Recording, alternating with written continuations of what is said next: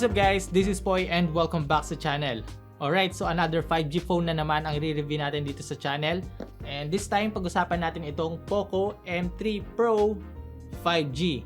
Ayan, so yung mga naunang buwan ngayong taon, nagtataka tayo bakit walang lumalabas na 5G phones kasi yun yung mga ina-expect natin eh. Pero ngayon guys, grabe sagana. Nakakalito na nga kasi ang daming lumabas ng mga 5G phones tapos ang mumura lang. Tulad na lang nitong Poco M3 Pro 5G na may presyong 8,500 plus sa BANGGOOD.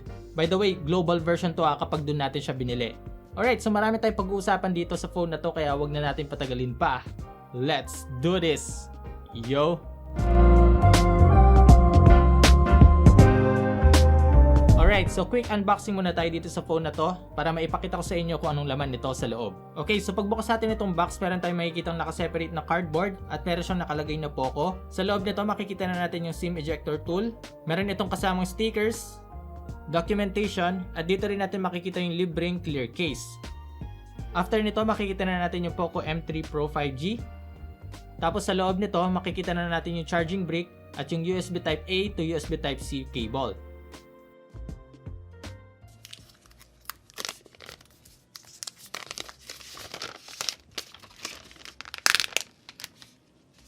And here's it guys, the Poco M3 Pro 5G.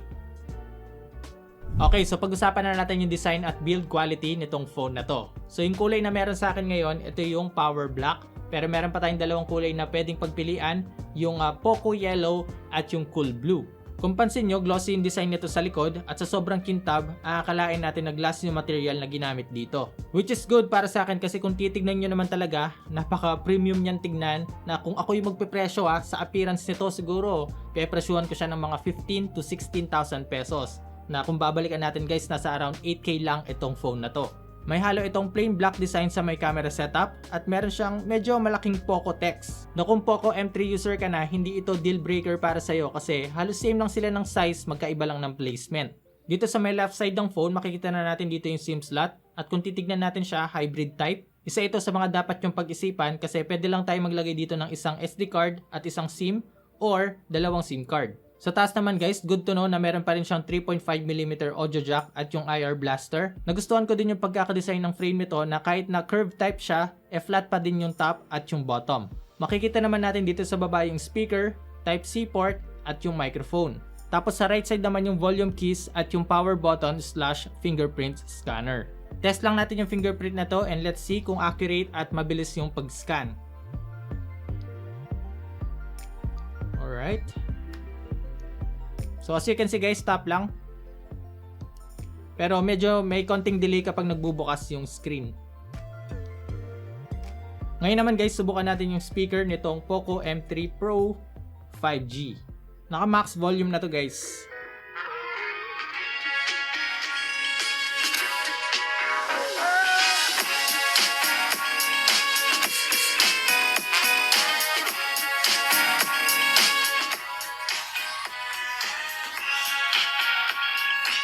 Pwede na.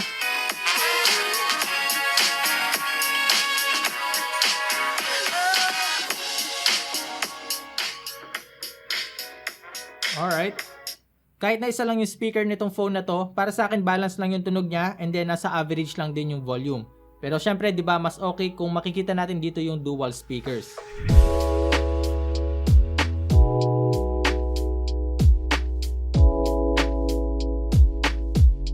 Alright, so pag-usapan na natin ngayon yung display nitong Poco M3 Pro 5G. Meron itong 6.5 inches Full HD Plus IPS LCD dot display na meron 1080p resolution, 90Hz refresh rate at protected ng Corning Gorilla Glass 3. Sa display, wala akong problema. Kahit LCD panel lang to, may 1080p resolution naman at 90Hz refresh rate. For me, maganda ng combination yon sa ganitong presyo. Okay naman yung kulay para sa akin, pero kung sakaling hindi mo trip yung kulay ng display, pwede mo naman itong i-tweak sa settings. Pwede mong iset sa auto, saturated, or standard. Kung napansin nyo, nasa gitna yung punch hole nitong Poco M3 Pro 5G. Well, okay lang naman to, lalo na kung meron ka nang ginagamit na phone dyan na nasa gitna rin yung punch hole, sanay ka na for sure. Pero mas okay sana kung pinaliit nila to ng konti or mas mabuti na sa left side na lang para hindi to magiging sagabal kapag naglalaro or manonood tayo ng naka-landscape. Pero para sa akin okay na yung display nito lalo na hinaluan nila ng 90Hz na refresh rate. So magiging smooth na rin yung experience natin dito sa Poco M3 Pro 5G.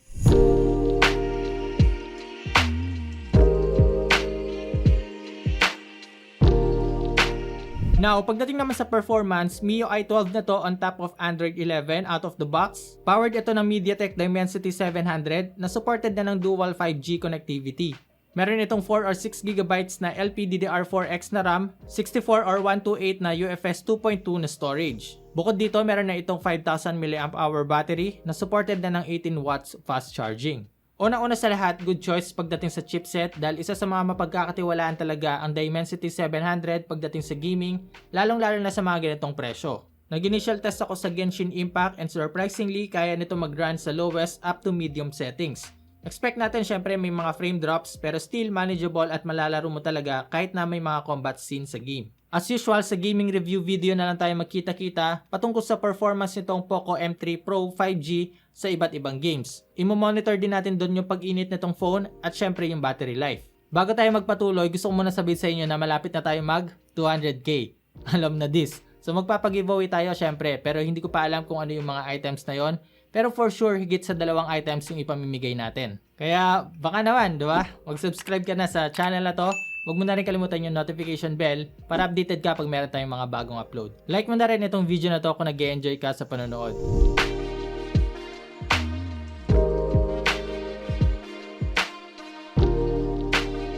Pagdating sa camera nitong Poco M3 Pro 5G, meron tayong triple camera setup sa likod. 48 megapixels yung primary camera. Meron itong 2 megapixels macro camera, 2 megapixels depth sensor, at sa ilalim naman itong punch hole sa harap, meron itong 8 megapixels camera. Sa video recording, limitado lang tayo sa 1080p 30fps dito sa phone na to, which is para sa akin okay lang kasi standard format lang naman yun eh. Pero sana sinagad nila hanggang 60fps. Tapos sa front camera naman, medyo mababa na para sa akin yung 8 megapixels. Siguro tinaasan nila hanggang 13 or 16 megapixels para maramdaman talaga natin yung pagka-pro nitong phone na to. Dito rin pala sa likod kasi wala pa rin siyang ultra-wide camera. Pero bukod dun guys, yung 48 megapixels okay na rin siya para makapag-shoot tayo ng magagandang photos and videos.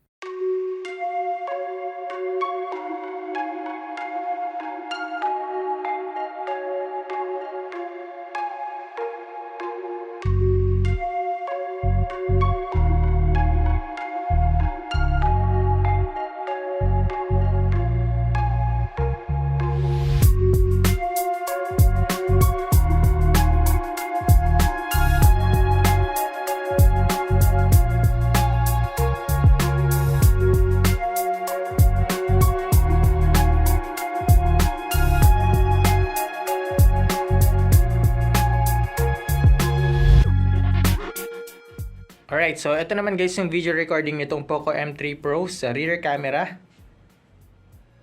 You know. Boom. Okay naman yung kulay guys. And as you can see, smooth yung footage natin dito kasi meron siyang EIS.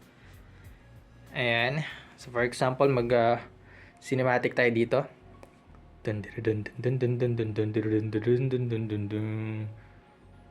You know. Tingnan natin yung autofocus.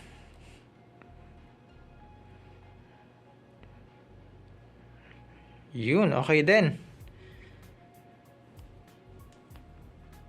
Yup. Try naman natin guys yung front camera. Ito naman guys yung front camera pagdating sa video recording. As you can see, crop tayo ng konti. Naka-stretch na guys yung kamay ko pero parang medyo mukha ko pa lang yung nakikita nyo, no? Pero still, okay naman siya kasi meron siyang EIS. Yun naman yung maganda dito sa front camera. Smooth tayo dito. Hindi na natin kailangan ng gimbal kapag nagvo-vlog. Yan. Tingnan natin sa may low light.